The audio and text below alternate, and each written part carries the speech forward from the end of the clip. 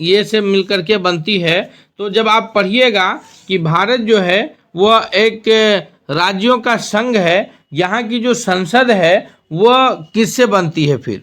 तो यहाँ की संसद में हम सभी जानते हैं कि प्रत्येक 5 वर्ष पर लोकसभा का चुनाव होता है। तो क्या संसद केवल लोकसभा से चलती है या फिर लोकसभा के अतिरिक्त जो एक ऊपरी सदन है जिसको राज्यसभा के नाम से जानते हैं, तो लोकसभा और राज्यसभा दोनों मिलकर के संसद बनती है या फिर इसके अतिरिक्त संसद का कोई और अंग है? तो दोस्तों, भारतीय संविधान के अनुच्छेद 79 के तहत, याद रखिएगा, हम एकदम डिटेल्स में आपको बताते चलेंगे ताकि यह सारा जो है आपको याद होता चले। तो भारतीय संविधान के अनुच्छेद 79 के तहत जो है इस बात का वर्णन किया गया है कि भारत की जो संसद है वह उसके 3 अंग है, यानी 3 चीज मिलकर के, जैसे लोकसभा, राज्यसभा और फिर राष्ट्रपति, ये तीनों मिलकर के संसद का निर्माण करते हैं, यानी ऑप्शन डी करेक्ट आंसर है। दोस्तों, हम अभी तीनों को जानेंगे डिटेल्स में कि लोकसभा, राज्यसभा और राष्ट्रपति क्या क्राइटेरिया है और क्या क्या इसकी विशेषताएं हैं। इतना तो हम सभी जानते हैं कि लोकसभा के जो है वो जो सदस्य होते हैं उसको डायरेक्ट जनता, भारत की जनता, संपूर्ण भारत की जनता जो है लोकसभा के सदस्यों का डायरेक्ट निर्वाचन करके भेजती है। राज्यसभा की जो सदस्य होते हैं इसको जो है जनता नहीं चुनती है, बल्कि जनता के द्वारा चुने हुए प्रतिनिधि चुनते हैं। जैसे हर एक राज्य में जो जनता विधायक चुनती है, फिर वो विधायक जो है वो राज्यसभा के सदस्य चुनते हैं। और राष्ट्रपति का जो चुनाव होता है उसको लोकसभा, राज्यसभा और राज्य की विधानसभा के सदस्य मिलकर के राष्ट्रपति चुनते हैं। तो ये तीनों मिलकर के संसद का अंग बनते हैं, लोकसभा, राज्यसभा और राष्ट्रपति, जिसमें लोकसभा को निचला सदन और राज्यसभा को ऊपरी सदन कहा जाता है। आइए हम डिटेल्स में सबके बारे में जानेंगे। आपसे रिक्वेस्ट है कि अगर आप चैनल पर नए हैं तो चैनल को सब्सक्राइब कर लीजिएगा। साथ ही साथ अगर आपको यह क्लास अच्छा लगेगा तो इस क्लास को अपना एक लाइक देते हुए दोस्तों के बीच भी शेयर कीजिएगा। सवाल है कि भारत की संघीय व्यवस्थापिका को किस नाम से जाना जाता है? तो हम अभी उसी बात कर रहे हैं कि जो संघीय व्यवस्थापिका है, चूंकि सरकार के 3 अंग होते हैं, इसको एक को हम लोग लेजिस्लेचर यानी विधायिका कहते हैं, दूसरे को एग्जीक्यूटिव यानी कार्यपालिका कहते हैं और तीसरे को जुडिशियरी न्यायपालिका कहते हैं। तीनों के बीच शक्ति का बंटवारा हो चुका है। हम सबको डिटेल्स में इंडियन पॉलिटी के क्लास में पढ़ेंगे। तो यहाँ पर जो है व्यवस्थापिका को संसद के नाम से जानते हैं, जिसमें लोकसभा, राज्यसभा और राष्ट्रपति आते हैं। हम लोकसभा के बारे में डिटेल्स में जान लेते हैं। तो संपूर्ण भारत में लोकसभा के लिए जो है 543 सीटों पर चुनाव होता है। संपूर्ण भारत में लोकसभा के लिए कितने सीटों पर चुनाव होता है?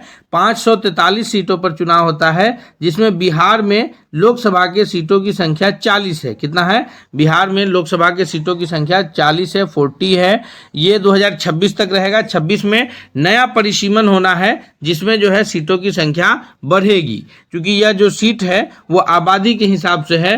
तो 1973 में ही सीटों का जो है परिसीमन हुआ था, उसके पश्चात अब तक नहीं हुआ है, फिर 2026 में होगा।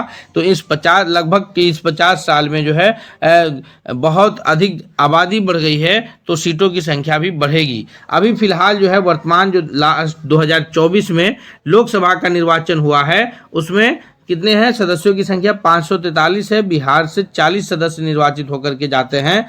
लोकसभा का कार्यकाल 5 वर्ष का होता है। प्रत्येक 5 वर्ष पर जो है लोकसभा का पुनः चुनाव होता है और भारत की एक एक जनता जिसकी उम्र 18 वर्ष है वो जो है लोकसभा के सदस्यों को अपना मताधिकार करके अपने सदस्य चुनते हैं। तो लोकसभा का कार्यकाल कितने दिनों का है? 5 वर्ष का। दूसरा जानिए कि लोकसभा का सदस्य जो है जो बनना चाहेगा उसकी न्यूनतम उम्र 25 वर्ष होनी चाहिए। कितनी होनी चाहिए? तो लोकसभा का सदस्य बनने के लिए न्यूनतम उम्र 25 वर्ष होना चाहिए। कोई शैक्षणिक योग्यता की आवश्यकता नहीं है, वो न्यूनतम उम्र है। अधिकतम उम्र की भी कोई सीमा नहीं है, वो किसी भी उम्र तक सदस्य बन सकता है। तो ये लोकसभा जिसको जनता डायरेक्ट चुनती है, ये प्रतिनिधि सभा के रूप में भी जाना जाता है। कुल सदस्य कितने हैं? 543। पहले लोकसभा में 2 सदस्यों को राष्ट्रपति के द्वारा मनोनीत किया जाता था, जिसको एंग्लो इंडियन के समुदाय के होते थे, यानी जिसमें माता पिता में से कोई एक भारतीय और कोई एक इंग्लैंड के होते थे, एंग्लो इंडियन। लेकिन अब उसको जो है अमेंडमेंट के द्वारा यानी भारतीय संविधान में संशोधन करके उस 2 सदस्यों की जो मनोनीत की जाती थी उस परंपरा को बंद कर दिया गया है। अब आइए राज्यसभा को जानते हैं।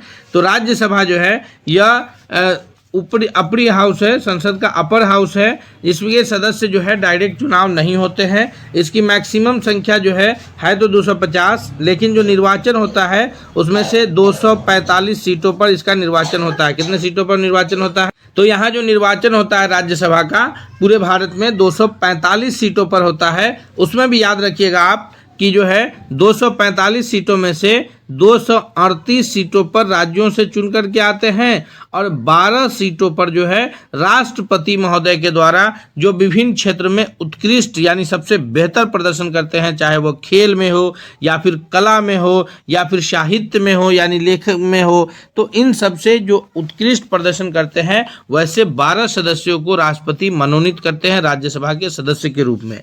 और ये 238 अलग अलग राज्यों से चुन करके आते हैं अपर हाउस के लिए, जिसमें बिहार में राज्यसभा के सदस्यों की संख्या 16 है। याद रखिएगा, बिहार में लोकसभा के सदस्यों की संख्या 40 है और राज्यसभा के सदस्यों की संख्या 16 है।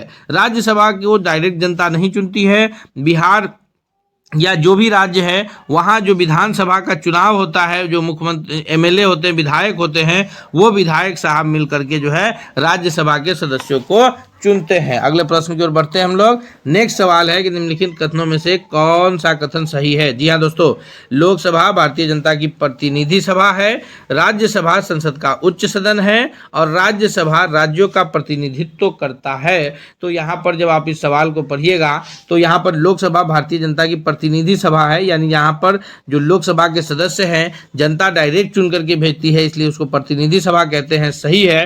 राज्यसभा संसद का उच्च सदन है, यह भी सही है। और फिर जो है राज्यसभा राज्यों का प्रतिनिधित्व करते हैं, प्रत्येक राज्य की विधायक जो है राज्यसभा के सदस्यों को चुन के भेजते हैं, तो यह भी सही है। अर्थात दोस्तों इसका ऑप्शन डी करेक्ट आंसर है कि उपर्युक्त सभी इसमें सही है। नेक्स्ट सवाल की ओर बढ़ते हैं हम लोग। सवाल अगला है हमारे स्क्रीन पर कि लोकसभा और राज्यसभा की कुछ विशेषताओं को आइए जान लेते हैं। तो लोकसभा के सदस्य जनता द्वारा सीधे चुने जाते हैं। कुल सदस्यों की अधिकतम संख्या जो है 552 है, लेकिन निर्वाचित कितने होते हैं? 543 सदस्यों का निर्वाचन होता है। लोकसभा के लिए कुल सदस्य कितने हैं? 552। निर्वाचित कितने होते हैं? 543। लोकसभा का कार्यकाल 5 वर्ष का होता है। प्रत्येक 5 वर्ष पर लोकसभा का विघटन हो जाता है। सरकार लोकसभा में बहुमत पर निर्भर करती है, यानी कि लोकसभा में 543 से अधिक में के आधे से अधिक बहुमत किसे कहेंगे? आधे से अधिक, यानी लगभग 272। तो 272 लोकसभा के सदस्य, राज्यसभा के नहीं, लोकसभा के 272 एमपी मेंबर ऑफ पार्लियामेंट जिनको सपोर्ट करेंगे वो देश का प्रधानमंत्री होंगे। जैसे अभी जो है लोकसभा के सदस्य जो है नरेंद्र मोदी जी को सपोर्ट करते हैं 272 से अधिक, तो वो प्रधानमंत्री है। कल जो है उन पार्टी के हो या किसी भी पार्टी के अन्य लोग हों जिसको जो है आधे से अधिक एमपी लोकसभा के सदस्य सपोर्ट करेंगे, वो देश के प्रधानमंत्री नियुक्त होंगे। आगे है कि लोकसभा में वित्त विधेयक केवल यहीं प्रस्तुत किए जाते हैं, यानी जो वित्त से संबंधित, पैसे से संबंधित जो विधेयक होते हैं वो केवल लोकसभा में ही प्रस्तुत किए जाते हैं। और लोकसभा के अध्यक्ष को स्पीकर कहा जाता है। अभी जो वर्तमान में लोकसभा के अध्यक्ष हैं वह कौन है? तो वह है ओम बिरला। पिछले लोकसभा में भी वही थे। ओम बिरला जो है अभी लोकसभा के अध्यक्ष हैं, जो सामने जो है लोकसभा के अध्यक्ष जो होते हैं सामने बैठते हैं और उनके दाहिने तरफ जो है सत्ता पक्ष के लोग बैठते हैं और बाएं तरफ जो है विपक्ष के लोग बैठते हैं। हाँ, ये हम उसको भी देख के समझेंगे। और राज्यसभा की अगर हम लोग बात करें तो राज्यसभा के सदस्य सीधे जनता द्वारा नहीं बल्कि राज्य की विधानसभाओं के चुने हुए अप्रत्यक्ष जनता द्वारा चुनते हैं। यानी हम अभी पिछले प्रश्न में ही बताए हैं कि राज्यसभा के सदस्य को जनता डायरेक्ट नहीं चुनती है। विधानसभा के लिए जो विधायक जनता चुनती है वही विधायक जो है लोकसभा राज्यसभा के सदस्यों को चुनते हैं। अगला है कि राज्यसभा के अधिकतम सदस्यों की संख्या 12 हो सकती है और 250 हो सकती है, और राष्ट्रपति 12 सदस्य मनोनीत करते हैं, जो हम आपको पीछे बता चुके हैं। आगे है कि राज्यसभा एक अस्थायी सदन है। जी हाँ, राज्यसभा का जो कार्यकाल होता है वो 6 वर्ष का होता है। याद रखिएगा, राज्यसभा के लिए जो सदस्य चुन करके जाते हैं उनका कार्यकाल कितने दिनों का होता है? 6 वर्ष का होता है। और प्रत्येक 2 वर्ष पर जो है 1/3 सदस्य, प्रत्येक 2 वर्ष पर 1/3 सदस्य की जो है वो मतलब उम्र 6 वर्ष का कार्यकाल उसका पूरा होता है और 1/3 सदस्यों के लिए निर्वाचित होता है। इस प्रकार जो है 2-2 वर्ष पर राज्यसभा का चुनाव होता रहता है, लेकिन राज्यसभा कभी लोकसभा की तरह पूरी तरह भंग नहीं होती है। उसके कुछ सदस्य परमानेंट बने रहते हैं, इसलिए उसको अस्थायी सदन कहा जाता है। राज्यसभा का जो अध्यक्ष होता है वो भारत के उपराष्ट्रपति होते हैं। जो भी भारत के उपराष्ट्रपति के पद पर रहेंगे वो राज्यसभा के अध्यक्ष होंगे।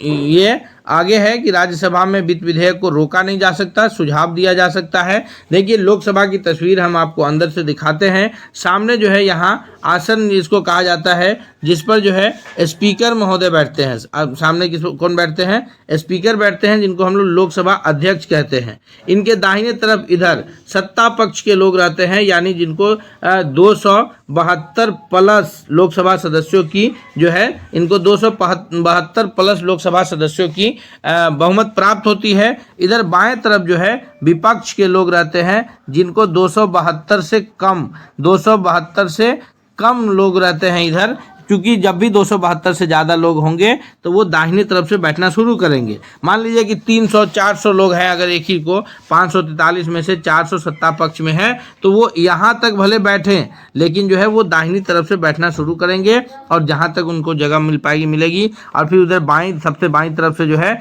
विपक्ष के लोग बैठते हैं। ये लोकसभा का ये चलता है। और सामने जो है यहाँ अध्यक्ष महोदय बैठते हैं, जिनको जो है लोकसभा में स्पीकर कहा जाता है। आगे है, ये जो अध्यक्ष होते हैं वो इन्हीं लोकसभा सदस्य 543 में से कोई एक को जो है वही उन्हीं सदस्यों के द्वारा, वही 543 लोग मिल करके किसी एक को अपने में से जो है लोकसभा का अध्यक्ष चुनते हैं और फिर वो 5 साल तक जो है पूरे सदन की कार्यवाही को संभालते हैं। अगला है, ये राज्यसभा की तस्वीर है अंदर की, जहाँ पर यहाँ सामने जो है आपको राज्यसभा में कौन बैठते हैं? तो यहाँ सामने जो है राज्यसभा में राज्यसभा के जो देश के उपराष्ट्रपति होते हैं, जो राज्यसभा के सभापति होते हैं, वो बैठते हैं। उनकी गैर मौजूदगी में जो है उपसभापति बैठते हैं। लोकसभा में भी अध्यक्ष की गैर मौजूदगी में कोई उपाध्यक्ष या अन्य सदस्य बैठते हैं। इनके दाहिने तरफ जो है यह सत्ता पक्ष के लोग रहते हैं और बाईं तरफ जनरली जो है विपक्ष के लोग रहते हैं। लेकिन इसमें जो है किसी प्रकार का ये नहीं है कि इसमें बहुमत होना चाहिए। बहुमत सिर्फ लोकसभा के बहुमत से सरकार चलती है। यहाँ जो 245 है, तो 245 में अगर जो है सिर्फ विधेयक पास करने के लिए बहुमत को गिना जाता है, बाकी सरकार को बने रहने के लिए यहाँ बहुमत की आवश्यकता नहीं होती है। अगले प्रश्न की ओर बढ़ते हैं। चौथा नंबर प्रश्न है हमारे स्क्रीन पर कि साधारण विधेयक से संबंधित गतिरोध को दूर करने के लिए संसद के दोनों सदनों की बैठक कौन बुलाता है? तो अगर कोई कभी ऐसा सिचुएशंस आता है कि किसी बात को लेकर के मतभेद की स्थिति उत्पन्न हो जाती है, तो संसद के लोकसभा और राज्यसभा के बीच, चाहे वो सत्ता पक्ष के सदस्य ही क्यों ना हो, आपस में ही कभी कभी दोनों सदन में जो है किसी भी विधेयक को लेकर के आपस में कोई गतिरोध हो जाता है, किसी प्रकार के प्रॉब्लम्स होते हैं, तो वहाँ पर उसको सुलझाने के लिए राष्ट्रपति महोदय के द्वारा जो है संयुक्त बैठक बुलाया जाता है और उस संयुक्त बैठक की जो अध्यक्षता होती है वो लोकसभा अध्यक्ष करते हैं, वो संचालन जो है।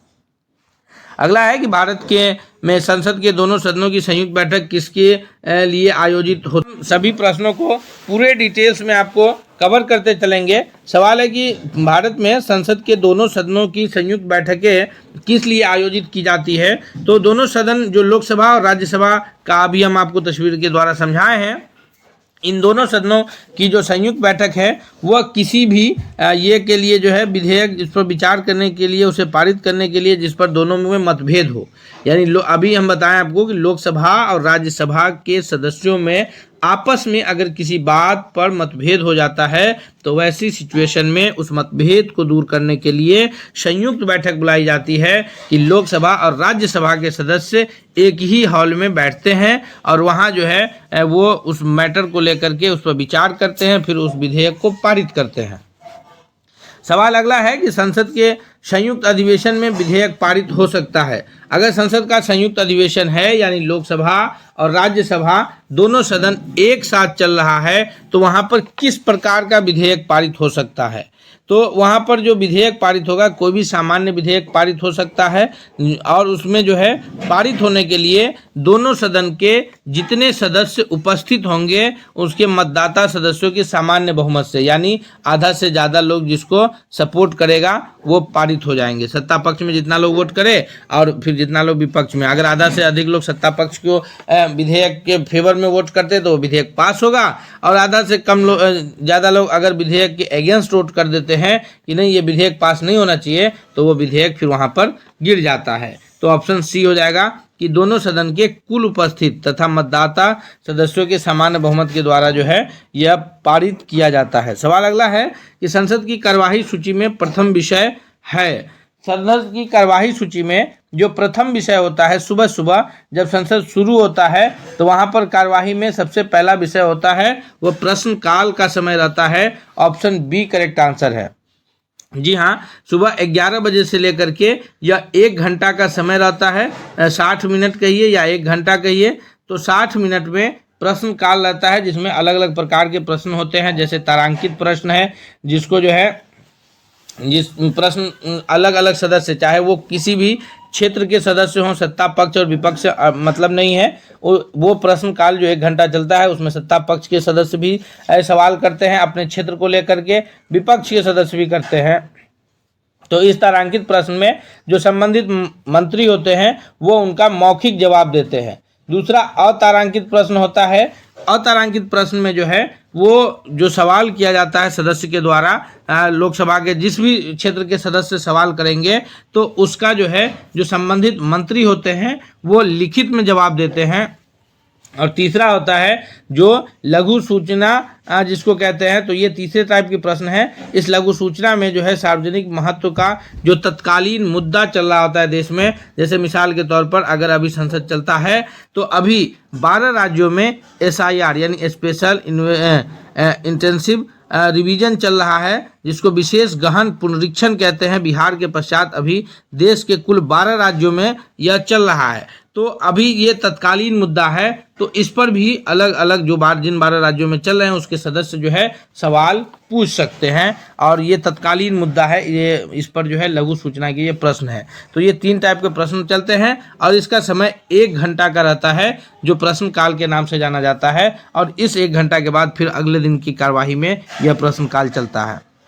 अगला है कि संसद के किसी सदस्य की सदस्यता तब समाप्त समझी जाती है जब बिना सदन को सूचित किए वो अनुपस्थित रहता है।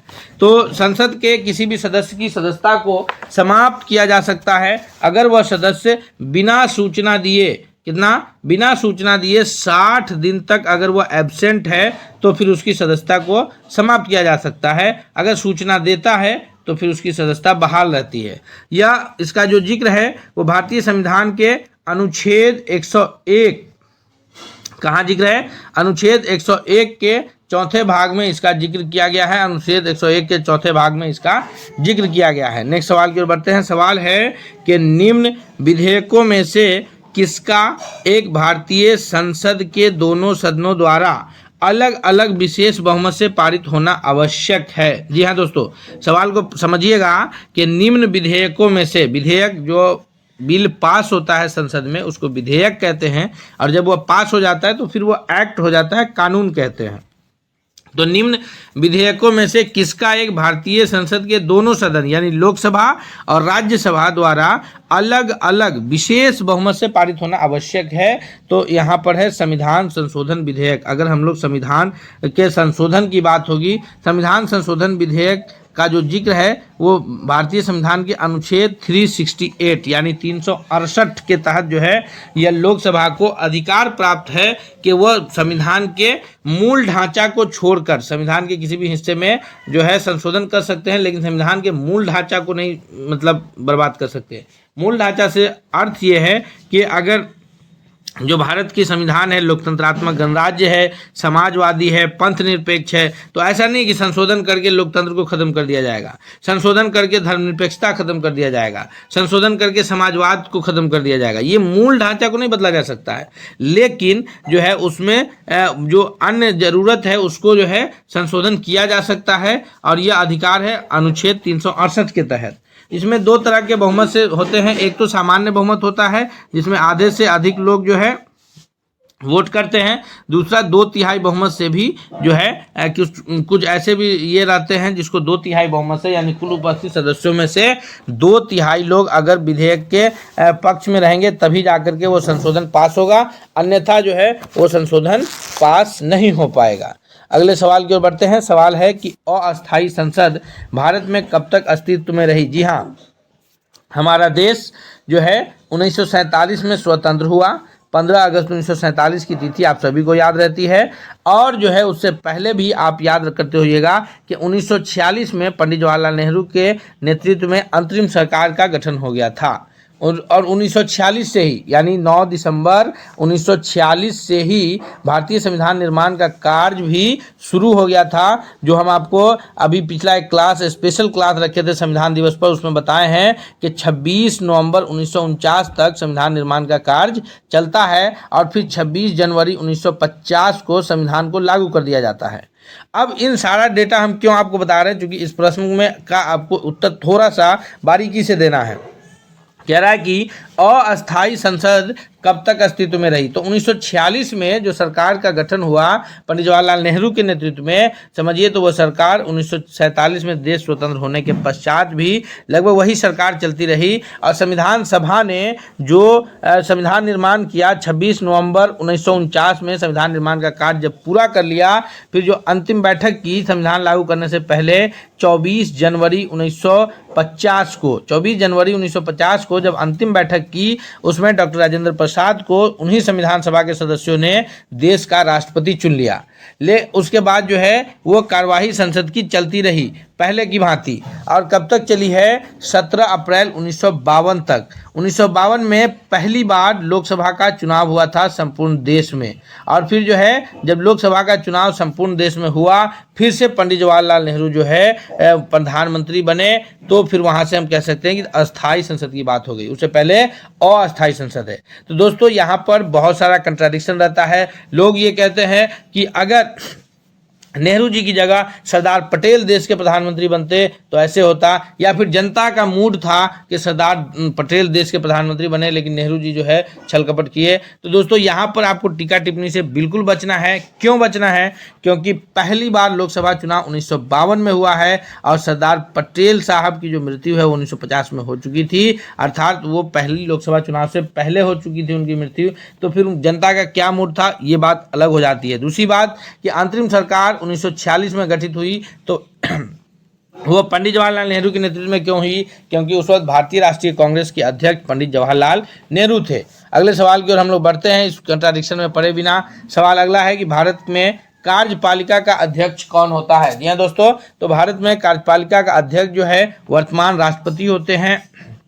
जो भी राष्ट्रपति पद पर रहते हैं वो कार्यपालिका के अध्यक्ष होते हैं। अभी श्रीमती द्रौपदी मुर्मू जी हैं जो अभी पूरे भारत की एग्जीक्यूटिव कार्यपालिका, जो कार्यपालिका के अंतर्गत DM, SP, SDM, BDO, CO यानी एक एक जो सदस्य हैं जो कार्य करते हैं, जिनको हम सामान्य भाषा में ऑफिसर्स कह सकते हैं, तो वो सारे ऑफिसर्स जो है कार्यपालिका के सदस्य हैं और उन सबका जो पूरे देश में अध्यक्ष है वो श्रीमती द्रौपदी मुर्मू है वर्तमान में, क्योंकि वो भारत की राष्ट्रपति महोदया है। सवाल अगला है कि भारत के राष्ट्रपति के लिए आवश्यक योग्यता क्या है? तो दोस्तों भारत का राष्ट्रपति होने के लिए जो योग्यता है इसका वर्णन भारतीय संविधान के अनुच्छेद 58 में किया गया है। कहाँ किया गया है?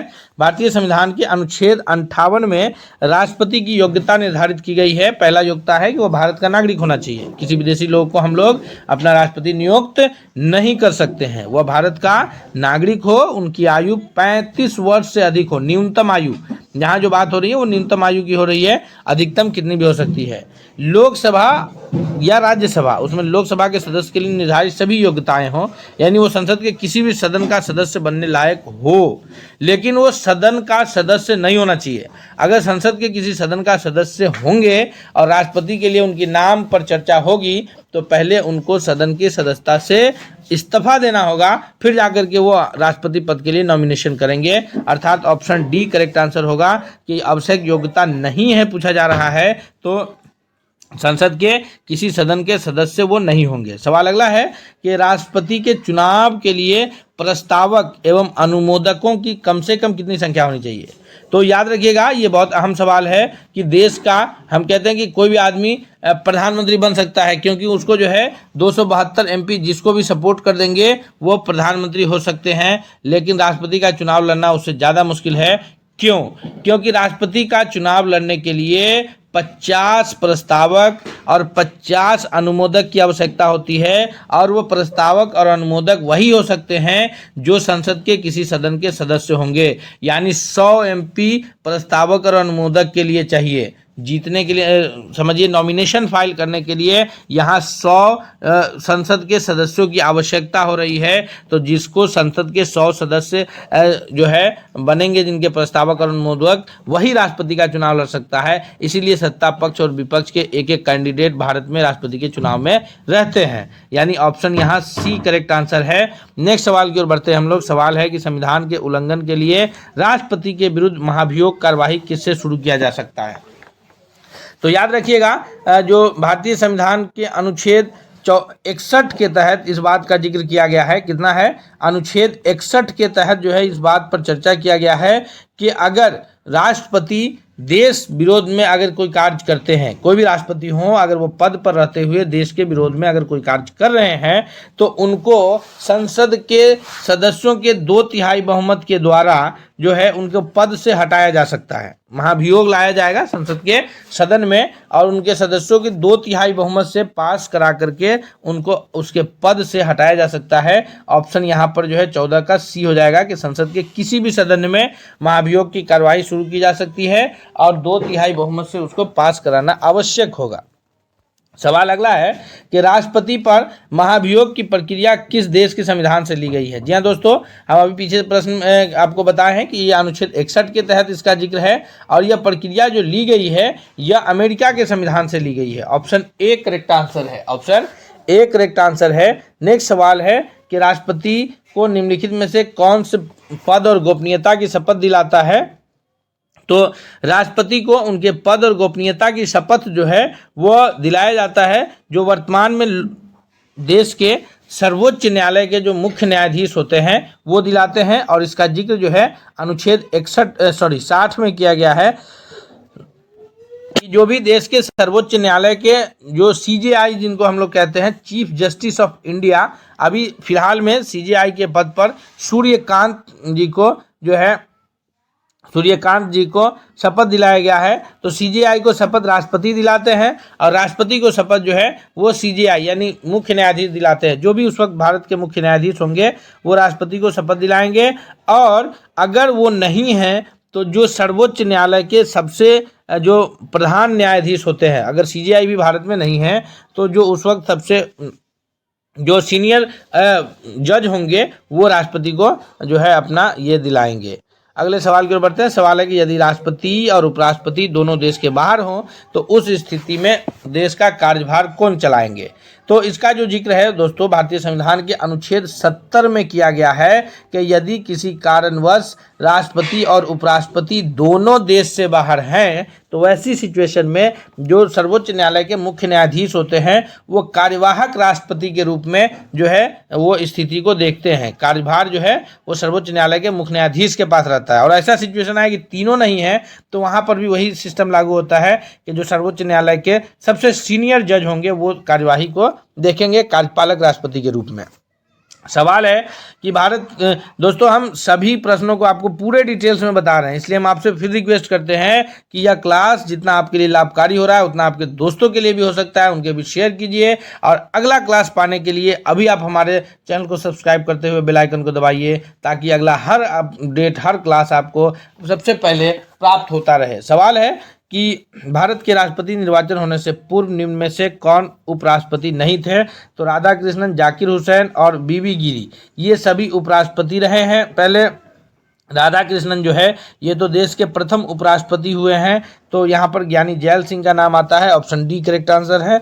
नेक्स्ट सवाल है हमारे स्क्रीन, संविधान का कौन सा अनुच्छेद राष्ट्रपति के लिए पुनर्निर्वाचन की योग्यताएं निर्धारित करता है? तो दोस्तों भारत का राष्ट्रपति बनने के लिए न्यूनतम जो उम्र सीमा है 35 है, अधिकतम की कोई संख्या नहीं है, तो यहाँ पर जो है 19 का ऑप्शन डी करेक्ट आंसर है कि अनुच्छेद 57 के तहत जो है राष्ट्रपति के लिए पुनर्निर्वाचन की योग्यताओं को निर्धारित करता है, अनुच्छेद 57। और आज का इस क्लास का अंतिम प्रश्न है कि किसी भी अभियुक्ति की फांसी की सजा को बदलने के लिए का अधिकार किसे दिया गया है? तो किसी भी अभियुक्त को अगर फांसी की सजा दी गई है सुप्रीम कोर्ट के द्वारा, तो उसको बदलना, रोकना या फिर उसे कम करने का जो अधिकार है यह अनुच्छेद 72 में इसका जिक्र है। अनुच्छेद कितना में जिक्र है? अनुच्छेद 72 में जिक्र है। और यह राष्ट्रपति को अधिकार दिया गया है कि वह किसी भी अभियुक्ति के फांसी की सजा को रोक सकता है, बदल सकता है या कम कर सकते हैं, लेकिन उसको जो है ये राष्ट्रपति के पास अधिकार है। और अनुच्छेद 161 के तहत जो है यह राज्यपाल को है कि वो माफ़ी को रोक नहीं सकता है, मतलब बदल सकता है या थोड़ा बहुत घटा सकता है, लेकिन ऐसा नहीं है कि उसको बिल्कुल जो है फांसी की सज़ा को रोक देगा। ये अधिकार राज्यपाल को नहीं है, लेकिन 161 के तहत जो है वो उसमें थोड़ा बहुत मतलब कम कर सकता है, घटा सकता है, ये राज्यपाल को है। लेकिन राष्ट्रपति है कि वो रोक सकते हैं, ख़त्म कर सकते हैं या फिर कम कर सकते हैं। दोस्तों इस तरह हम लोग अभी 20 महत्वपूर्ण प्रश्नों को कवर किए हैं जो आपके परीक्षा की दृष्टि से बहुत लाभकारी होगा। आइए हम लोग जो है मिलते हैं अगले सेट के साथ, तब तक के लिए बहुत बहुत धन्यवाद। जानकारी को गहराई तक जानते हैं कि हिंदी वर्णमाला में कुल कितने वर्ण हैं। तो वर्ण का जब चर्चा आएगा तो आप कंफ्यूज नहीं होंगे। वर्ण दो तरह के होते हैं, पता ही है, स्वर और व्यंजन। दोनों की गिनती मिलाकर के कितनी है आप कमेंट करके बता सकते हैं। दोनों की गिनती मिलाकर के 52 यानी 52 है, जिसमें से 13 जो है स्वर है और व्यंजनों की संख्या कितनी है 39 39, यानी अ आ की संख्या 13 है और जो है इसकी संख्या कितनी है क ख ग घ से लेकर के ये 39 है, दोनों मिलाकर के 52 होते हैं। सवाल दूसरा है हमारे स्क्रीन पर कि कमल शब्द में कौन सा समास है। जी हाँ दोस्तों, समास कौन सा है? तो समास कहते किसे हैं ये पता होगा आपको कि समास कहते हैं कि दो या दो से अधिक शब्दों को मिलाकर के अगर हम संक्षिप्त रूप दे देते हैं तो वह समास कहलाता है। ठीक है, याद रखिएगा, एक शब्द में कई अक्षरों को अलग अलग किया जाता है, वो संधि विच्छेद अलग होता है। यहाँ पर समास है। समास क्या कह रहा है कि दो या दो से अधिक शब्द, दो या दो से अधिक शब्द के लिए अगर हम एक शब्द को इस्तेमाल कर रहे हैं संक्षिप्त रूप में तो वह समास कहलाएगा। जैसे अगर हम कहें राजपुत्र यानी राजा का पुत्र, उसके लिए हम लोग क्या कहेंगे? राजपुत्र। राजपुत्र जो है यह एक समासिक पद हो गया, राजपुत्र। इसको अगर हम पूरा लिखेंगे, विग्रह करेंगे तो राजा का पुत्र होगा, हम लोग लिख दिए क्या? राजपुत्र। उसी तरह जो है आप लोग अक्सर देखते होइएगा कि ऐसे कई शब्द आप जो है प्रश्नानुसार यानी प्रश्न के अनुसार, तो ये सारे समासिक शब्द हैं जो दो या दो से अधिक शब्दों के लिए एक शब्द का इस्तेमाल किया जा रहा है। यहाँ पे पूछ रहा है कि कमल में कौन सा समास है, तो यहाँ पर कौन सा समास होगा कमल में? तो समास के लिए ऑप्शन सी हो जाएगा कि यहाँ क्रमधारय समास है। यानी कि अब समास को हम लोग जान लेते हैं कि कमल में जो है कर्मधारय समास कहते किसको हैं। तो उससे पहले याद रखिएगा कि समास जो है मुख्य रूप से 4 प्रकार के होते हैं, जिसमें जो है अव्ययी भाव समास है, तत्पुरुष समास है, द्वंद्व समास है, बहुब्रीहि समास है। फिर उसमें 2 प्रकार और हैं, क्रमधारय और द्विगु समास, जो मुख्य रूप से जो है तत्पुरुष के अंदर आते हैं। तो यहाँ पर जो है अव्ययी भाव समास किसको कहते हैं कि अगर किसी शब्द का प्रथम पद समाप्त, किसी शब्द का अगर जो है प्रथम पद प्रधान हो तो वो अव्ययी भाव कहलाता है। हम पूरे समासिक पद आपको बता दें तो प्रथम पद अगर प्रधान है, फर्स्ट टर्म अगर जो है उसका प्रधान है प्रथम पद, जैसे अगर हम लोग कहते हैं कि यथा शक्ति या प्रतिदिन, तो यहाँ पर प्रथम पद क्या आता है, प्रतिदिन में प्रति आता है, तो प्रति शब्द यहाँ प्रधान है, तो ये किस समास का हो जाएगा, अव्ययी भाव का। इसी का दूसरा है तत्पुरुष, समास का ही दूसरा क्या है, तत्पुरुष है। तो तत्पुरुष में क्या होता है कि इसका सेकेंड पद जो है प्रधान होता है, याद रखिएगा। जैसे हम लोग कहते हैं राजपुत्र या गृह प्रवेश, गृह प्रवेश अगर हम लोग कहते हैं तो यानी यहाँ पर प्रवेश हो रहा है, प्रवेश का काम कहाँ हो रहा है, घर में, गृह में, तो ये दूसरा पद प्रधान है, तो हो गया क्या चीज, तत्पुरुष। द्वंद्व समास है, दोनों पद प्रधान होता है, दोनों पद प्रधान होने पर जैसे अगर लिखा जाता है भाई बहन, आगे पीछे, तो इस तरह के जो शब्द है वो द्वंद्व समास है। और बहुब्रीहि समास जो होते हैं उसमें क्या होता है कि जैसे बहुब्रीहि में कि वो तीसरा एक अर्थ निकलता है, जैसे हम लोग कहते हैं पंकज, यानी जो जल में उगने वाला फूल पंकज कहलाता है। उसी प्रकार जो है अगर कहते हैं नीलकंठ, यानी जो विष को पी गया, जो है शिव जी के लिए इस्तेमाल होता है। तो इस तरह के जो शब्द हैं यानी जिसका अर्थ किसी तीसरे के लिए इस्तेमाल होता हो तो वो बहुब्रीहि समास के अंतर्गत आते हैं। और द्विगु समास है जिसमें पहला पद संख्या होता है, द्विगु भी एक समास का रूप है, याद रखिएगा। द्विगु समास पहला पद संख्या होता है, दूसरा उसका बोध कराता है। जैसे कहते हैं त्रिभुज, तो यानी तीन का पता चल रहा है, भुज यानी तीन भुजाओं वाला, तो वो द्विगु समास है। दोस्तों हम एक प्रश्न में आपको इस प्रकार से बताते चलेंगे कि इस पर आधारित किसी भी प्रकार का प्रश्न अगर आपसे पूछा जाता है तो हम यकीन दिलाते हैं आपको कि उससे संबंधित कोई भी प्रश्न आपसे छूटेगा नहीं, आप सभी प्रश्नों का सही उत्तर कर पाएंगे। तो अगला सवाल है हमारे स्क्रीन पर कि जो पढ़ता है वही आगे बढ़ता है। जी हाँ, अगर आप हमसे पहले उत्तर कर रहे हैं तो जरूर कमेंट कीजिए, और नहीं अगर चैनल पर नए हैं, सब्सक्राइब नहीं किए तो सब्सक्राइब करते हुए बेल आइकन को प्रेस कीजिए।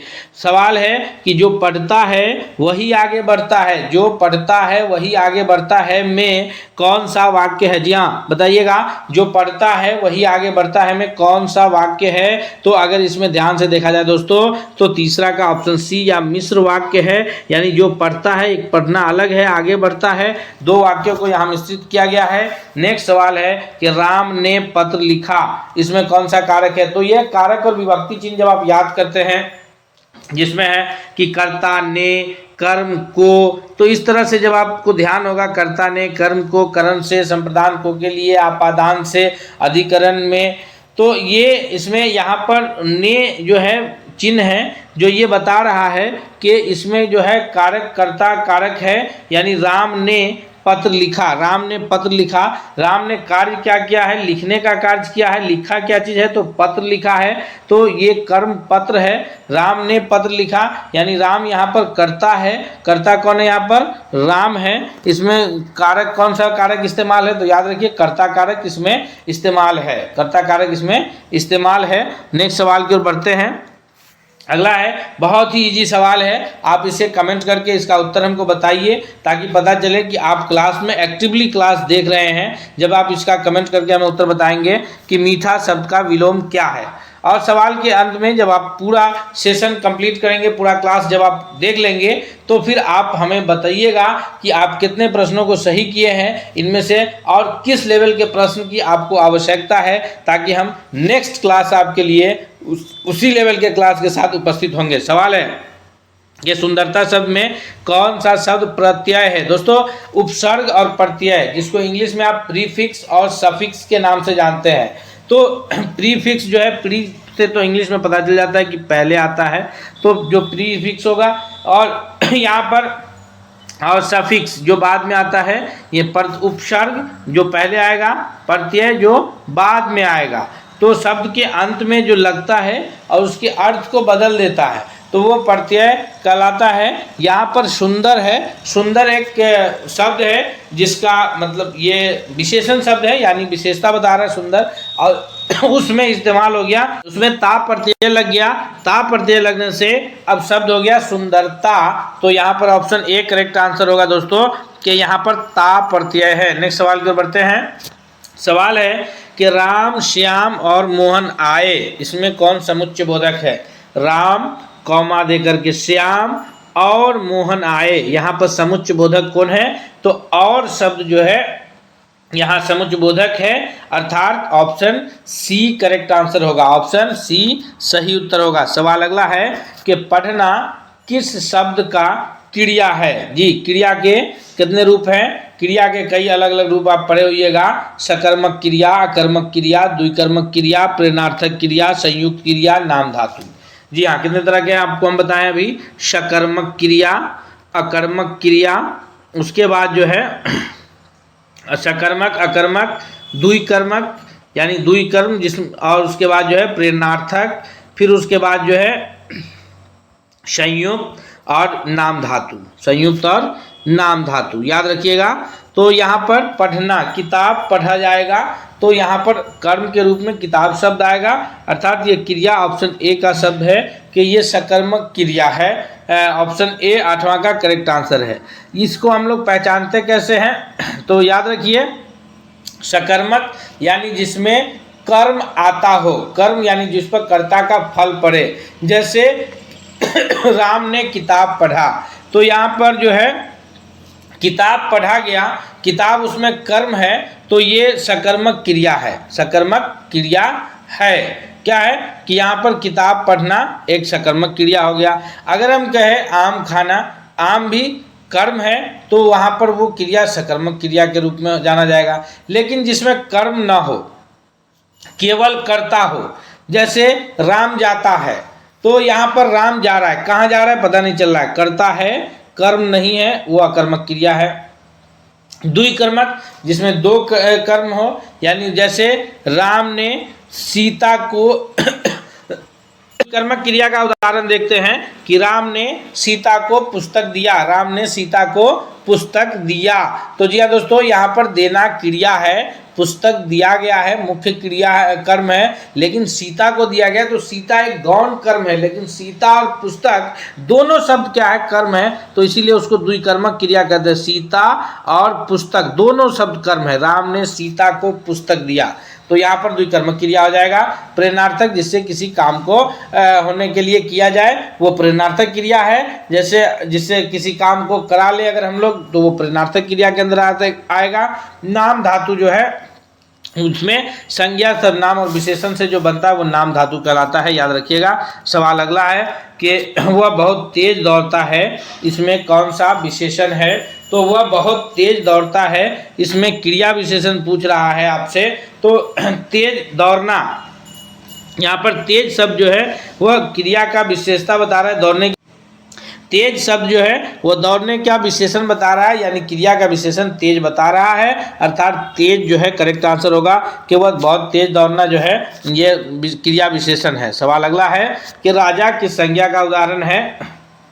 तो राजा अगर किसी का पार्टिकुलर नाम आ रहा है तो वहाँ पर वो व्यक्तिवाचक संज्ञा हो जाता है, लेकिन चूंकि राजा शब्द बोलते ही यह बोध हो जाता है कि वही राजपाट वाला जमाना जो राजा गद्दी पर बैठते थे, अलग अलग राजपाट हुआ करता था, राज दरबार हुआ करता था, यानी राजा शब्द मूल रूप से जातिवाचक संज्ञा है। राजा शब्द बोलते ही पूरे राजा जाति का बोध होता है, जो जहाँ के भी राजा रहे हों, जिस जमाने के भी राजा रहे हों।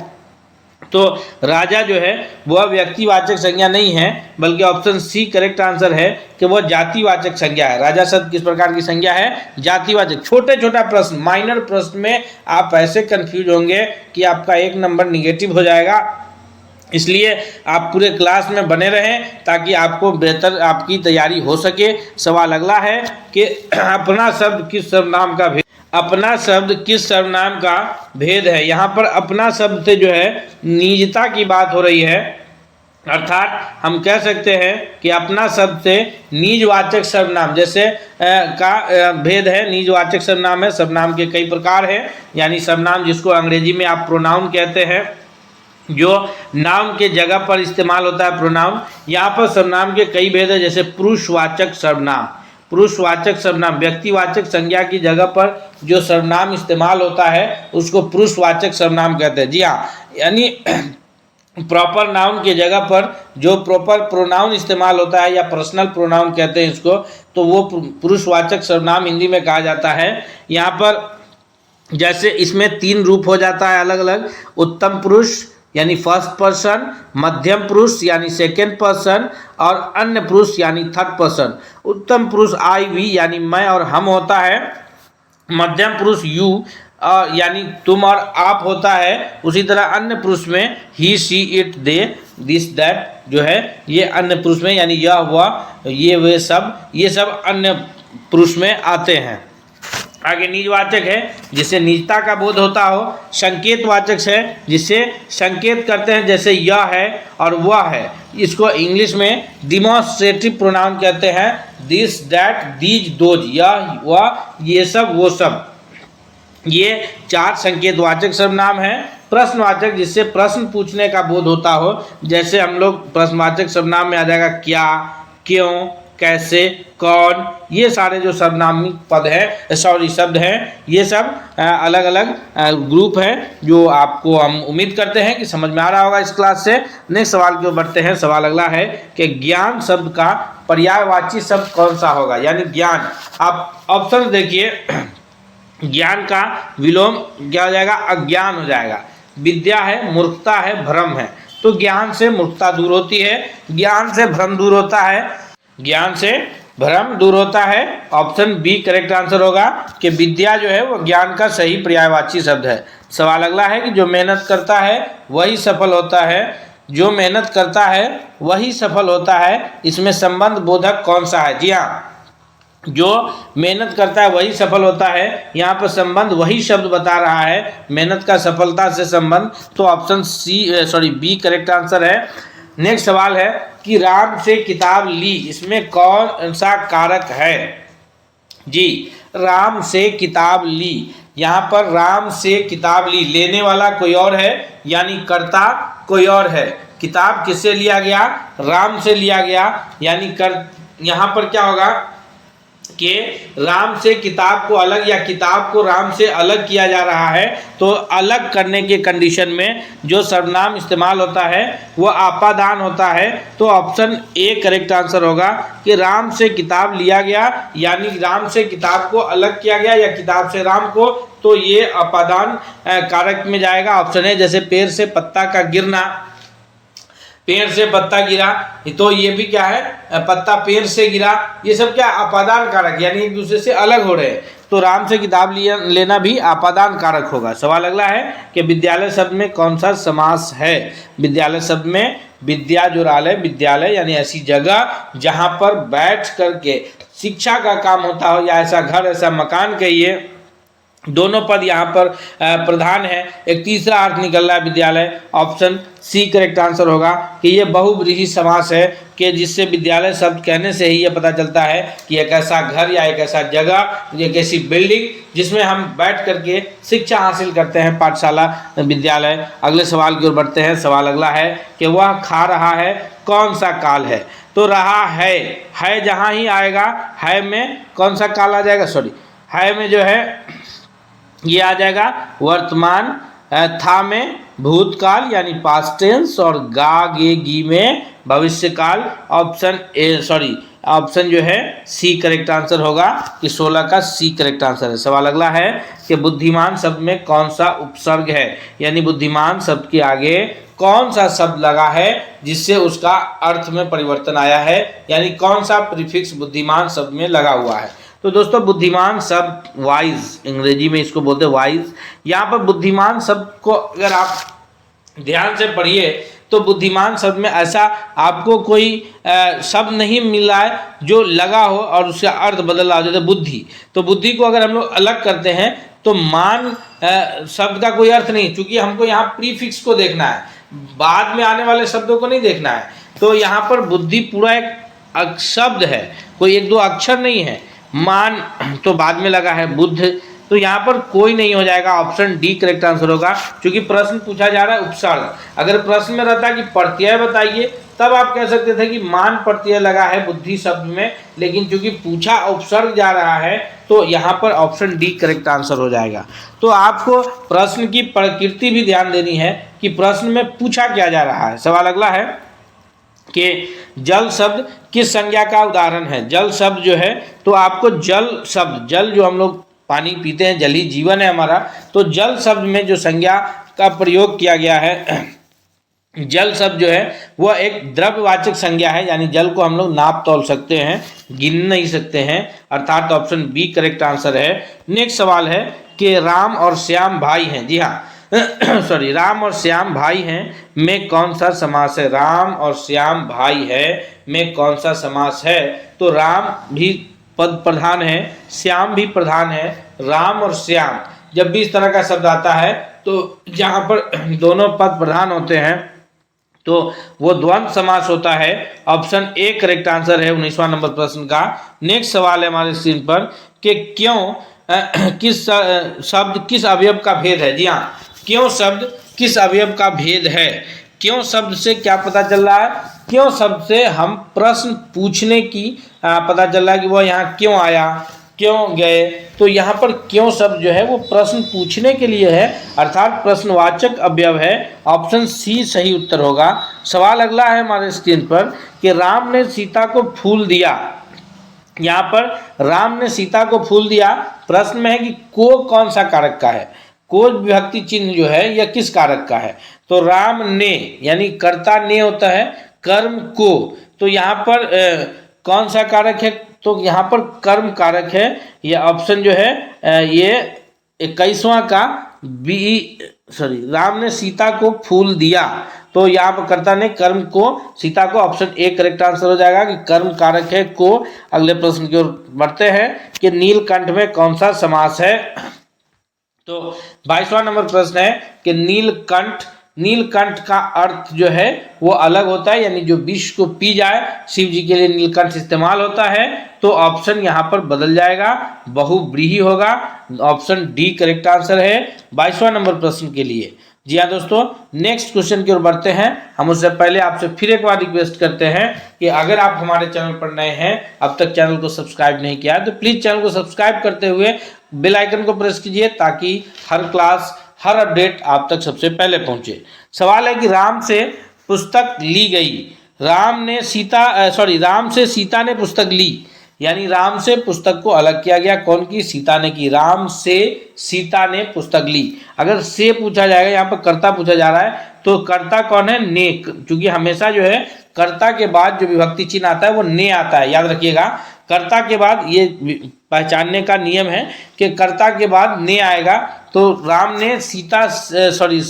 से सीता ने पुस्तक ली है। यहाँ पर आपके प्रश्न को घुमा दिया गया है, सीता ने राम से पुस्तक ली, ये आसानी से हो जाता क्योंकि कर्ता पहले आ जाता। यहाँ पर जो है कर्म पहले है, राम से किताब लिया गया है, और तो ने विभक्ति चिन्ह के से पहले जो शब्द आएगा वो कर्ता होगा। तो ने से पहले सीता है, अर्थात सीता यहाँ पर कर्ता है, न कि राम कर्ता है, कंफ्यूज नहीं होना है। यहाँ पर राम से अलग किया गया है, यानी राम से पहले ये, इसमें अपादान कारक है और इसमें कर्ता कारक है, याद रखिएगा। सवाल अगला है कि कौन सा शब्द भाववाचक संज्ञा नहीं है? तो बचपन, सुंदरता, वीरता, ये सारे ऐसे शब्द हैं जिसको हम लोग फिजिकली नहीं महसूस कर सकते, नहीं देख सकते, नहीं छू सकते हैं, केवल हम लोग अनुभव कर सकते हैं। चाहे वो चाइल्डहुड का हो या फिर जो है सुंदरता हो या वीरता हो, तो ये सभी जो है ये भाववाचक संज्ञा है। लेकिन सैनिक जो है, जो सीमा पर सैनिक रहते हैं, ये हमारे जो है सैनिक शब्द जातिवाचक संज्ञा या समूहवाचक संज्ञा के अंतर्गत आएगा, न कि भाववाचक संज्ञा। सवाल अगला है कि अधजल गगरी छलकत जाए, बड़ी गगरिया चुप्पे जाए, यानी जिसके पास कम ज्ञान होता है वो बहुत अधिक बोलता है, जो ज्ञान से पूरा परिपूर्ण रहता है, भरा हुआ व्यक्ति रहता है, वो खामोश रहता है अक्सर, और जब जरूरत आती है तब बोला जाता है। इसीलिए कहा जाता है कि अधजल गगरी छलकत जाए, बड़ी गगरिया चुप्पी जाए। तो यहाँ पर ये इसमें कौन सा अलंकार है? ये लोक्तियाँ हैं। ऑप्शन डी करेक्ट आंसर होगा इसका 25वां नंबर प्रश्न का। सवाल अगला है कि सुहावना शब्द में कौन सा प्रत्यय लगा है? जी हाँ दोस्तों, सुहावना शब्द के अंत में कौन सा शब्द लगा है? तो सुहावना शब्द के अंत में जो है ना प्रत्यय लगा है, यानी 26 का ऑप्शन सी करेक्ट आंसर है। नेक्स्ट सवाल की ओर बढ़ते हैं। सवाल है कि जिसने जैसा बोया वैसा काटा में कौन सा संबंध है? जिसने जैसा बोया वैसा काटा, यानी जो जैसा कम कारण किया वैसा कर्म उसको मिला। ऑप्शन ए हो जाएगा कि कारण और कार्य है। नेक्स्ट है कि इनमें से कौन सा वाक्य भाववाच्य है? भाववाच्य है। तो राम ने काम किया, राम काम कर रहा है, काम किया गया, राम काम करेगा। तीनों में करता है, राम ने काम किया, राम काम कर रहा है, राम काम करेगा। यानी यहाँ पर तीनों अलग अलग ये समय की बात हो रही है। एक भूतकाल में है कि राम ने काम किया, दूसरा वर्तमान में राम काम कर रहा है, तीसरा राम काम करेगा। तीनों में कर्ता उपलब्ध है। भाववाच्य पूछा जा रहा है जिसमें जो है काम किया गया, जो केवल भाव को बता रहा है। यहाँ पर कर्ता की उपलब्धता नहीं है, न ही काल का कुछ पता चला, काम किया गया। तो ऑप्शन सी करेक्ट आंसर होगा 28वां का। नेक्स्ट है कि परोपकार शब्द में उपसर्ग मूल शब्द का सही विभाजन क्या है। परोपकार शब्द में उपसर्ग मूल शब्द का सही विभाजन क्या है, यानी परोपकार शब्द में कौन सा मूल शब्द लगा है जिसका 2 मिनट राजधानी रही है। मगध महाजनपद में जो पहला वंश ने शासन किया था, तो उस वंश के ने अपना जो राजधानी स्थापित किया था वो राजगिरी में किया था। यानी ऑप्शन बी हर्यक वंश का पहला शासन हुआ है मगध पर, और हर्यक वंश ने अपनी राजधानी जो है राजगिरी में स्थापित किया। लेकिन उसी वंश में एक राजा हुए हैं उदयन नाम के, उन्होंने राजधानी को यहाँ से निकाल करके, यानी राजगिरी पुराना नाम है राजगीर का, तो राजगिरी से निकाल करके उन्होंने गंगा और सोन नदी के संगम पर यानी पाटलिपुत्रा में जो है मगध की दूसरी राजधानी स्थापित किया। पाटलिपुत्रा के बाद फिर मगध की राजधानी वैशाली में आई, फिर वैशाली के बाद जो है पाटलिपुत्रा ही राजधानी मगध साम्राज्य की रही है। तो मगध साम्राज्य की चूंकि यहाँ पर पहली राजधानी पूछी जा रही है,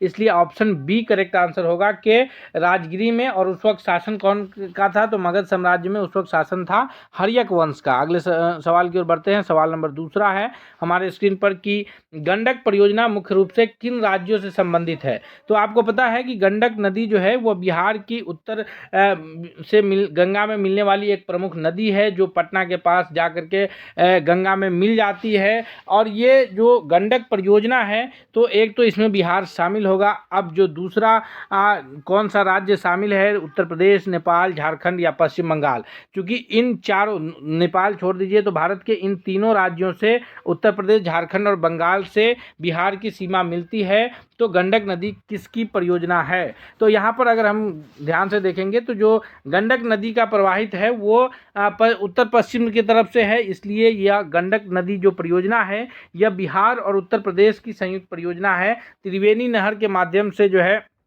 सिंचाई के लिए जल उपलब्ध कराए जाने के लिए गंडक परियोजना की शुरुआत की गई थी। ऑप्शन ए करेक्ट आंसर होगा। दोस्तों हम एक एक महत्वपूर्ण प्रश्नों को कवर कर रहे हैं। अगर आप चैनल पर नए हैं तो सब्सक्राइब कर लीजिए ताकि अगला हर अपडेट आपको मिलता रहे। सवाल अगला है कि निम्न में से कौन सा युग्म सही सुमेलित नहीं है। नालंदा विश्वविद्यालय जो है वो शिक्षा का केंद्र रहा है, तो नालंदा शिक्षा के लिए, राजगीर बौद्ध धर्म के लिए, उसी तरह से वैशाली जैन धर्म के लिए और गया सिख धर्म के लिए। तो दोस्तों यहाँ पर नालंदा शिक्षा का केंद्र रहा है, प्राचीन नालंदा विश्वविद्यालय रहा है।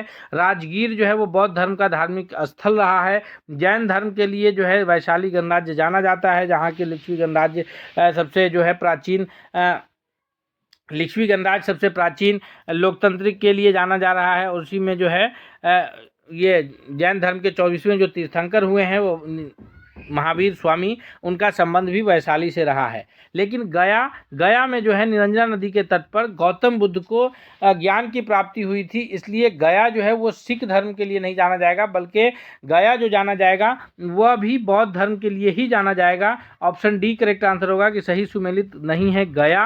और अगर हम लोग सिख धर्म की बात करें तो सिख धर्म के लिए जो है पाटलिपुत्र या पटना जाना जाएगा, पटना साहिब, जिसमें जो है गुरु गोविंद सिंह का ये जन्म हुआ है पटना साहिब में। तो ये पाटलिपुत्र कहिए या फिर जो है पटना कहिए, ये सिख धर्म के लिए जाना जाएगा। अगले सवाल की ओर बढ़ते हैं। सवाल चौथा है कि निम्न में से कौन सा जिला सबसे अधिक साक्षरता दर के लिए जाना जाता है। तो ये जो साक्षरता दर के आंकड़े हैं 2011 के जनगणना के अनुसार है।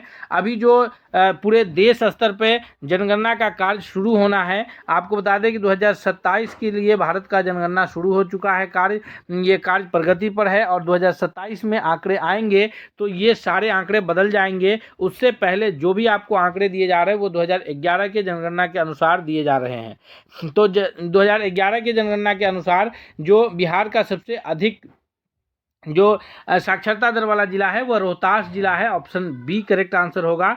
रोहतास जिले का जो साक्षरता दर है वो 73.37 है। कितना है?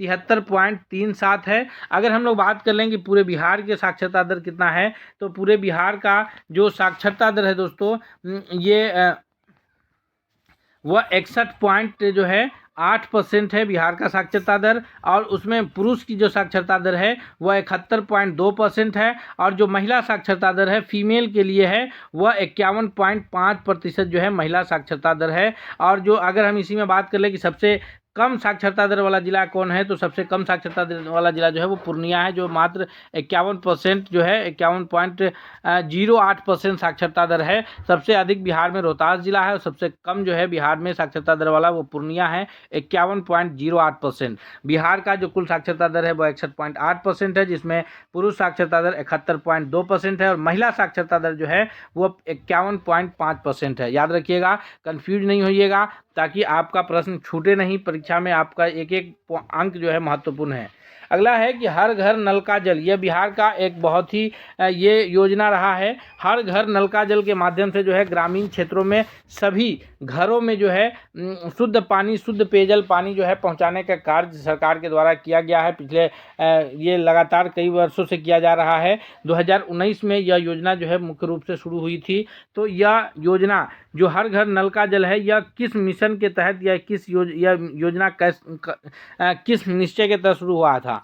तो यह योजना जो है यह 7 निश्चय योजना के तहत जो है ये हर घर नल का जल पहुंचाने का कार्यक्रम जो है शुरू हुआ था, जिसके माध्यम से हर घरों में स्वच्छ पेयजल उपलब्ध कराए जाने की व्यवस्था की गई थी। ये 7 निश्चय योजना है, जो कि ये जल जीवन मिशन JJM केंद्र सरकार का एक योजना है, जल जीवन मिशन।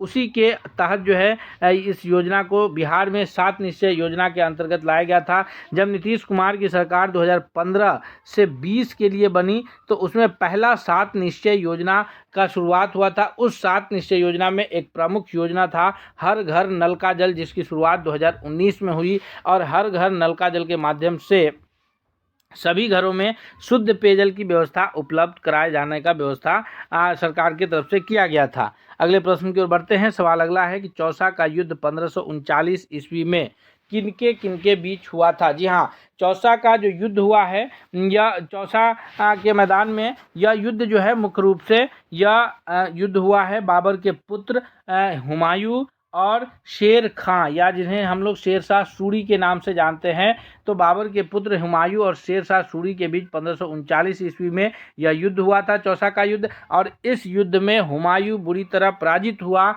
और शेरशाह सूरी भारत के जो है वह गद्दी को संभाले थे। और उसके बाद जो है फिर आगे बाद में जो है ये हुमायूं जीत करके फिर शेरशाह सूरी के शासन को, यानी सूरवंश की स्थापना जो है शेरशाह सूरी किए थे, हुमायूं को हरा के 1539 में चौसा युद्ध में। अगले प्रश्न की ओर बढ़ते हैं। सवाल अगला है कि निम्नलिखित कथनों पर विचार कीजिए और सही कूट में उत्तर देना है। सही विकल्प चुन करके हमें उत्तर देना है।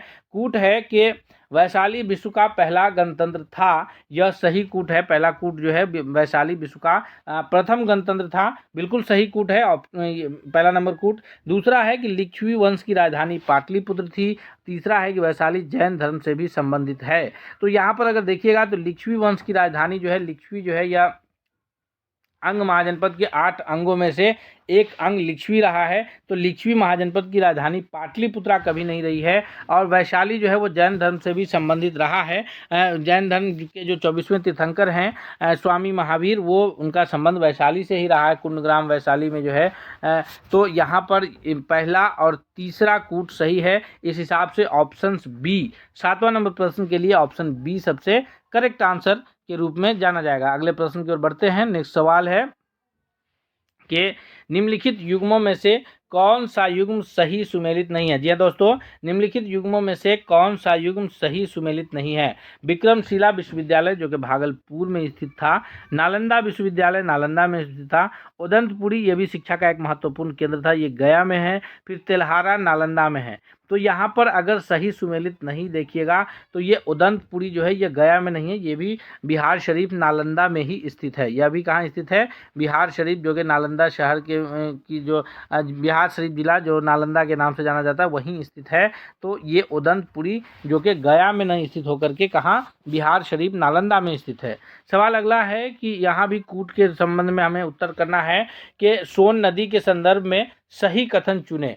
सोन नदी के संदर्भ में कौन सा कथन सही है? यह दाहिने किनारे से की सहायक नदी है, इसका उद्गम स्थल अमरकंटक की पहाड़ी से है और यह गंगा में पटना के पास मिलती है। तो अगर हम लोग सोन नदी की बात करें तो सोन नदी जो है यह दाईं तरफ से यानी दक्षिण की ओर से आकर के गंगा में मिलती है, जो कि पटना के पास मिलती है सोन नदी। तो यह दक्षिण से प्रवाहित होते हुए आकर के मिलती है, पहला कथन सही है। इसका उद्गम अमरकंटक की पहाड़ी से है, यह भी कथन सही है। और यह गंगा में पटना के पास मिलती है, तो पटना के पास आकर के सोन नदी गंगा में मिल जाती है। यानी सोन नदी जो है वो गंगा की एक सहायक नदी है जो अमरकंटक से निकलकर पटना के आकर दक्षिण के तरफ से, पटना के पास दक्षिण के तरफ से आकर के पटना में मिल जाती है। तो ये तीनों कथन सही है, इसलिए ऑप्शन डी करेक्ट होगा। क्योंकि याद रखिएगा सोन नदी दक्षिण की तरफ से आगे पटना के पास मिलती है और गंडक नदी उत्तर से प्रवाहित होते हुए आगे पटना के पास गंगा में मिल जाती है। तो दोनों नदियां पटना के पास ही आकर के गंगा में मिलती है, तो एक उत्तर एक दक्षिण से मिलती है, ये याद रखिएगा। सवाल अगले की ओर बढ़ते हैं। सवाल अगला है कि बिहार के कृषि के संदर्भ में कौन सा कथन सही है? बिहार में कृषि के संबंध में कौन सा कथन सही है? खरीफ में गेहूं उगाया जाता है, रबी में धान उगाया जाता है, जूट रबी फसल है और मक्का दोनों मौसम में उग सकता है। तो यहाँ पर ऑप्शन ए और बी तो आपको देखने में ही गलत लग रहा है, क्योंकि खरीफ फसल गेहूं नहीं है और रबी फसल धान नहीं है। धान खरीफ फसल है, खरीफ फसल जो कि मई जून में जो है जून जुलाई में खरीफ फसल बोया जाता है और फिर अक्टूबर नवंबर में खरीफ फसल को काट लिया जाता है, अक्टूबर नवंबर में काटा जाता है। उसी प्रकार रबी फसल की अगर बात करें तो ये नवंबर दिसंबर में इस फसल को बोया जाता है, नवंबर दिसंबर में, और फिर मार्च अप्रैल में जो है इन फसलों को काट लिया जाता है। तो ये गेहूं रबी फसल है और धान खरीफ फसल है। मक्का जो है वो रबी और खरीफ दोनों मौसम में मक्का की खेती की जाती है, मक्का दोनों मौसम में उग सकता है। ऑप्शन सी करेक्ट आंसर हो जाएगा। अगले प्रश्न की ओर बढ़ते हैं। सवाल है कि बिहार की जनगणना प्रवृत्ति के संदर्भ में कौन सा कथन गलत है? बिहार की जनगणना प्रवृत्ति के संबंध में कौन सा कथन गलत है? तो बिहार की जो जनगणना प्रवृत्ति 2011 की जनगणना के हिसाब से हम लोग लेते हैं। हालांकि बिहार सरकार ने जाति आधारित गणना 2023 में किया है, तो उस आंकड़े के हिसाब से प्रश्न इस लेवल पे नहीं बनते हैं। यहाँ जो प्रश्न बनते हैं और अगर उसमें प्रश्न बनते भी हैं तो वहाँ पर आपको मेंशन किया जाएगा कि बिहार की जाति आधारित गणना 2023 के अनुसार बताइए। और अगर नहीं आ रहा है इस प्रकार का प्रश्न, ये शामिल नहीं है कि बिहार की जाति आधारित गणना 2023 के हिसाब से बताइए, तो फिर आप ये समझिए कि जो अगर जनगणना से रिलेटेड कोई भी प्रश्न आ रहा है तो वो आपको 2011 के जनगणना के संबंध में आपको उत्तर बताना है।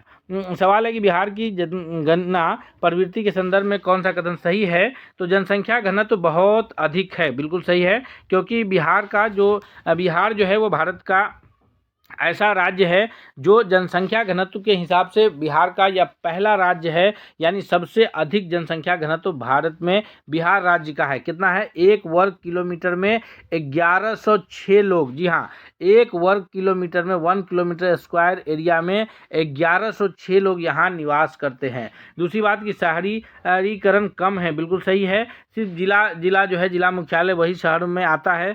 आगे है कि महिला साक्षरता पुरुष से अधिक है, जनसंख्या वृद्धि दर उच्च रही है, तो जनसंख्या वृद्धि दर भी उच्च रही है। अब कह रहा है कि महिला साक्षरता दर पुरुष से अधिक है, तो यही कथन जो है वो गलत है, इसलिए ऑप्शन सी इसका सही उत्तर होगा। क्योंकि महिला, अगर हम लोग बिहार की साक्षरता दर की बात करेंगे तो अभी हम पिछले प्रश्नों में भी आपको बताया था कि वो 61.8% बिहार की साक्षरता दर है, जिसमें पुरुष साक्षरता दर जो है वो 71.2% है और महिला 71.2% और महिला साक्षरता दर जो है वो केवल 51.5% महिला साक्षरता दर है। तो ये कथन जो गलत है वही उत्तर इसका सही जवाब हो जाएगा। अगले प्रश्न की ओर बढ़ते हैं। सवाल अगला है कि चंपारण आंदोलन के संदर्भ में सही कथन चुनिए। तो यह महात्मा गांधी जी का पहला सत्याग्रह सत्याग्रह था यह नील के खेती के संबंधित था और यह दक्षिण बिहार में हुआ था। तो अगर हम लोग यहाँ पर ध्यान देंगे तो चंपारण सत्याग्रह जो है, गांधी जी, अगर बात की जाए महात्मा गांधी जी की,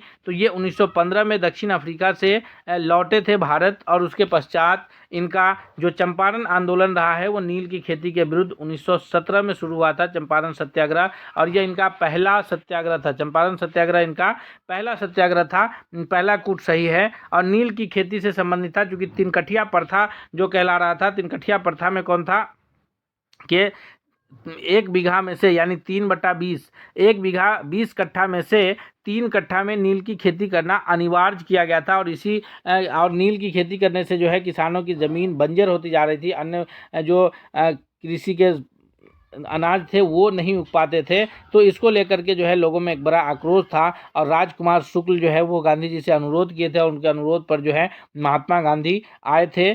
चंपारण सत्याग्रह 1917 में जो गांधी जी का पहला सत्याग्रह शुरू हुआ था। एक और प्रश्न बीपीएससी के द्वारा पूछा गया था कि उस वक्त जो है गांधी जी को जहर देकर मारने का प्लान था अंग्रेजों का, तो उस समय जान कौन बचाया था? तो उस समय जो है गांधी जी की जान बचाए थे वो थे बत्तख मियाँ, जिससे प्रश्न अक्सर बनता है, तो बत्तख मियाँ जो है उनकी जान बचाए थे। अगले प्रश्न की ओर बढ़ते हैं।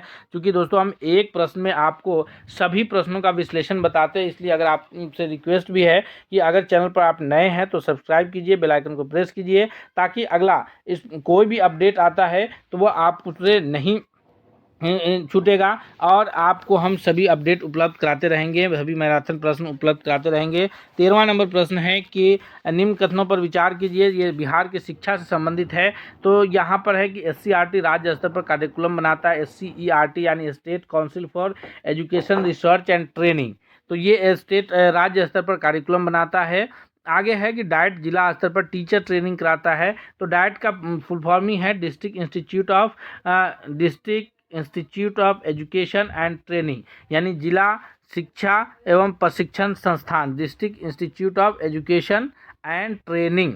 और NCERT केवल बिहार के लिए काम करता है, तो ये कथन बिल्कुल गलत है, क्योंकि NCERT का पूरा नाम ही है national council for education research and training, तो ये राष्ट्रीय स्तर पर NCERT जो है वह कार्य करती है। और NCERT का जो है एक तरह से समझिए तो यहाँ एक ये रिप्रेजेंटेटिव है SCERT। NCERT जो है राष्ट्रीय स्तर की संस्था है, और वो सभी SCERT को जो है वो गाइडलाइन देती है, और फिर SCERT अपने राज्य का जो उसका कल्चर है, जो उसका लैंग्वेज है, उसको ध्यान में रखते हुए करिकुलम डिज़ाइन करता है। तो वो NCERT के गाइडलाइंस पर और राज्य के कल्चर, उसकी लैंग्वेज इत्यादि को देखते हुए जो है SCERT डिजाइन करता है। तो सभी राज्यों में अपना अपना SCERT है, जैसे बिहार में SCERT पटना में स्थित है।